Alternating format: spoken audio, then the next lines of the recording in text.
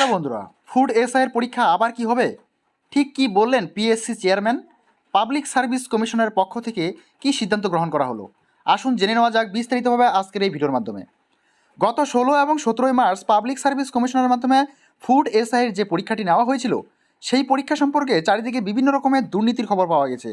এই সমস্ত দুর্নীতির খবর জনসমক্ষে আসার পর পরীক্ষার্থীরা দাবি জানিয়েছে যে আগের ফুড এসআই পরীক্ষাটি ক্যান্সেল করে দ্বিতীয়বার যেন পাবলিক সার্ভিস কমিশন আবার ওই পরীক্ষাটির আয়োজন করে। তবে এবার দেখে নেওয়া যাক এই বিষয়ে পিএসসি কর্তৃপক্ষ কী সিদ্ধান্ত গ্রহণ করেছে। ফুড এসআইয়ের যে বিজ্ঞপ্তি প্রকাশিত হয়েছিল তাতে শূন্যপদের সংখ্যা ছিল মোট 480টি, আর ওই শূন্যপদের জন্য পরীক্ষা দিয়েছেন 13 লক্ষ ছাত্রছাত্রী। পরীক্ষার পর এই নিয়োগ প্রক্রিয়া সম্পর্কে বিভিন্ন দুর্নীতির অভিযোগ উঠেছে। পরীক্ষার আগেই নাকি ফুড এসআই পরীক্ষার প্রশ্নপত্র ফাঁস হয়ে গিয়েছে, এমনকি প্রশ্নপত্র উত্তরপত্র বাজারে চড়া দামে বিক্রি করার অভিযোগ উঠেছে। এরপরই শুরু হয় পাবলিক সার্ভিস কমিশনের অফিসের গেটে সামনে অভিযান।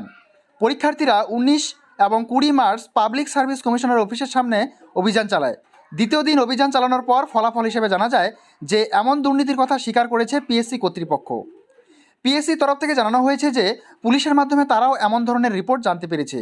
এখনও পর্যন্ত সমস্ত জেলা থেকে রিপোর্ট পাওয়া যায়নি। পশ্চিমবঙ্গের সমস্ত জেলা থেকে রিপোর্ট পাওয়ার পরে পাবলিক সার্ভিস কমিশনের কর্তৃপক্ষরা মিটিংয়ের মাধ্যমে আলোচনা করে দেখবে যে আবারও একবার এই পরীক্ষার আয়োজন করা সম্ভব হয় কিনা।